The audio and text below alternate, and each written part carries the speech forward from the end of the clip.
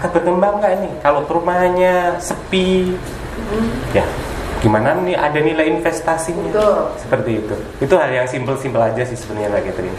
Oke, itu aja sih. Nanti kita akan bahas tentang masalah promo-promo menarik pokoknya dari Daun Karya. Tapi setelah ini kita akan bahas yang itu. Kita tahan dulu karena para kaum milenial biasanya Pak Mar suka sama sesuatu yang berbau promo, ya kan? Berbau diskon. Walaupun kita di masa era pandemi begini, tapi keinginan dan hasrat untuk berinvestasi itu aku yakin pasti tinggi sekali gitu ya. Apalagi buat teman-teman tuh yang hari gini udah nggak zaman deh buang-buang duit untuk hal-hal yang nggak penting ya kan. Jadi mendingan kita investasi gitu. Baik, kita lanjut ke pertanyaannya yang ketiga ya. Pertanyaan yang ketiga ini ada bagaimanakah kejelasan legalitasnya? Ini Pak Mar nih yang paling jago ngejelasin tentang masalah legalitas, karena ini penting banget ya Pak Mar. Seperti yang aku bilang tadi nih, kalau masalah rumah udah keren, rumah contohnya udah kece, tapi kayaknya kalau masalah legalitas gimana ya? Ini legalitasnya benar nggak sih? Karena kita kan mempercayakan bentuk nilai uang yang lumayan besar gitu. Kalau legalitasnya juga nggak jelas, kayaknya agak ragu untuk berinvestasi kan Pak Mar gitu. Nah, coba bagaimana kalau dari PT Daun Karya menjelaskan tentang legalitasnya? Oke, dengan sejarah yang kita sudah bangun selama 12 tahun ini, sangat meyakinkan buat kita semuanya bahwa legalitas dari PT Daun Karya ini tidak perlu diragukan lagi. Walaupun namanya perumahan itu, kita bikin perumahan itu tidak segampang yang kita lihat. Gitu. Ada lahan, kita potong-potong, kita jadiin rumah, udah selesai. Bukan seperti itu. Jadi banyak detail perizinan yang harus kita selesaikan dan kita harus penuhi ketentuan-ketentuan dari pemerintah terkait dengan hunian dan perizinan. Pertama yang pasti harus kita dapatkan adalah izin lingkungan. Izin lingkungan itu hal dasar yang harus kita miliki sebelum kita melangkah ke izin lokasi yang nanti akan diterbitkan oleh pemerintah daerah setempat. Kalau di sini kita Kabupaten Bogor. Kemudian juga setelah ada izin lokasi kita baru bikin site plan. Nah, dari site plan ini pun kita akan tahu berapa sih komposisinya antara lahan untuk dibangun dan lahan untuk sarana dan prasarana gitu. Jadi tidak semuanya lahan itu kita beli 10 hektarnya kita bangun rumah, tidak seperti itu. Jadi ada ketentuannya 40% adalah sarana dan prasarana, kemudian yang 60% itu lahan efektif, artinya yang itu yang nanti akan dibuat rumah. Sehingga dari situ kita bisa lihat nih teman-teman, kalau perumahan itu sarana dan prasarananya sedikit, tidak mencapai porsi 40-60, kita perlu ragukan juga nih gitu. Jadi ada ketentuan bahwa lahan sarana dan prasarana, sekali lagi karena ini hal penting saya ulangi berkali-kali untuk teman-teman yang berminat untuk membeli rumah saat ini, harus memperhatikan komposisi lahan efektif dan lahan sarana. Itu wajib. Porsinya adalah 40% tanah sarana dan prasarana, kemudian 60% itu lahan efektif. Itu harus kita lihat juga. Makanya di site plan akan kelihatan tuh gitu. Jadi site plan tadi hubungannya dengan site plan seperti itu. Kemudian izin mendirikan bangunan atau IMB itu juga harus kita kantongi dulu sebelum kita bangun perumahan. Kemudian ada sertifikat induknya juga, harus clear dulu nih. Sertifikat induk clear, kita baru bisa ngebangun.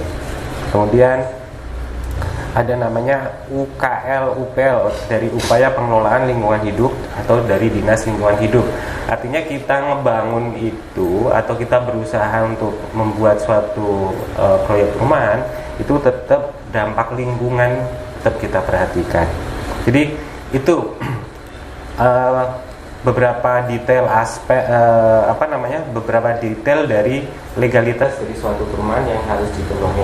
Dan sebagai pembelajaran kita semuanya bahwa tidak membangun rumah itu tidak sesimpel yang kita bayangkan, tetapi banyak faktor yang detail-detail perizinan yang kita harus jalankan dan kita penuhi untuk bisa membangun suatu proyek. Jadi itu bisa menjadi teman-teman bisa melihat nih, oh rumahnya oke. Menjadi satu nilai penting gitu ya, betul, untuk betul. nilai sebuah developer ini berkualitas, berbobot atau tidak gitu ya Pak Salah ya. satunya itu. Jadi kalau rumahnya luas, sarana prasarananya Nggak tidak ada. sesuai. Itu juga perlu menjadi pertimbangan tersendiri. Iya. Itu Mbak Fitri. Iya.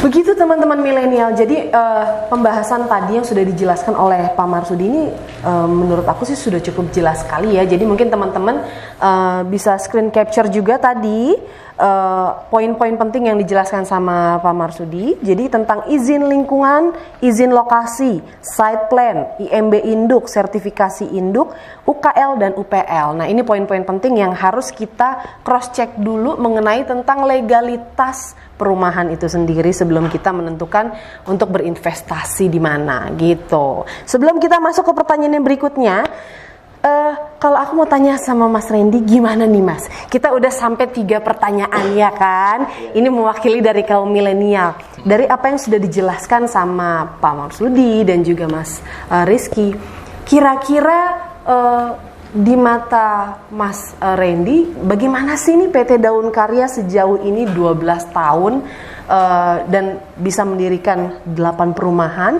Menurut Mas Randy bagaimana sebagai seorang YouTuber? Karena kan kalau yang aku tahu Mas Randy nih sebagai seorang YouTuber tapi juga suka mereview tentang perumahan-perumahan gitu ya Mas. Ya kan, tentang perumahan si A, si B, si C pasti secara secara awam orang tuh pasti akan mengcompare, itu manusiawi sekali. Mengcompare perumahan yang satu dengan perumahan yang lain. Nah, kalau di mata Mas Randy sendiri tentang Daun Karya, proyek-proyek dari PT Daun Karya sendiri bagaimana?